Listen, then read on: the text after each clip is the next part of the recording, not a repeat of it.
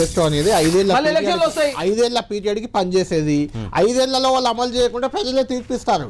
అయితే కేసీఆర్ గారు కూడా అదే అన్నారు, వాళ్ళు హామీలు ఇచ్చారు, మోసపూరితంగా ఓట్లు వేయించుకున్నారు అంటే వాళ్ళు హామీలు నమ్మేశారు, మీరు పాలన సరిగ్గా లేదని వాళ్ళకి వేశారు. నేను రేవంత్ రెడ్డి గారి భాషలో చెప్పాలనా నా భాషలోనే చెప్పాలనా?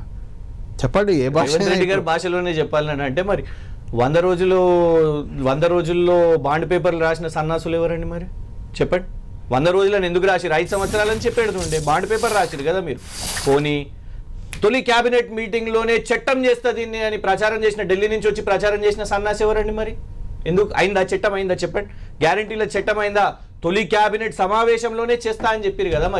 మరి ఇవాళ అప్పుడే చెప్పేడుతుండే మీరు, నేను 5 సంవత్సరాల్లో చేస్తా అని. అప్పుడు మేము మిమ్మల్ని అడగకపోతుండే. కేసీఆర్ గారు అందుకే కదా మీకు 2 years టైం ఇచ్చి ఇవాళ మీ హాలిడే పీరియడ్ అయిపోయిందని. ఇంకొకటి పదే ప్రతి డిబేట్లో ఇదే నడుస్తున్నది, కవిత గారు అని. మేము అనేది ఏంటంటే, కవిత గారు మీకు మాట్లాడుతున్నారు కదా, నంబర్ 1 మీరు విచారణ చేపట్టండి, మేము రెడీగా ఉన్నాం. ఎట్లాగో వేస్తున్నారు కదా, విచారణలే చేస్తున్నారు.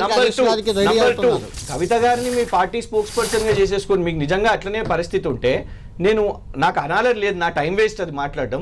ఇవాళ ప్రియాంక గాంధీ గారి భర్త కూడా రాబర్ట్ వాద్రా గారు ప్రియాంక గాంధీ గారిని నేను ప్రధానిగా చూడాలని అనుకుంటున్నాను.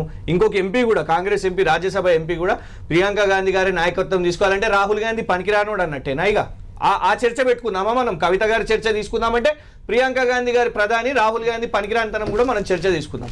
మేము ఇలా మాట్లాడుతున్నది ఇంపార్టెంట్ పాలమూరు రంగారెడ్డి ప్రాజెక్టు నీటి దాని మీద. అంటే మీరు ఫిరాయించి ఇవన్నీ ఎందుకు మాట్లాడుతున్నారండి?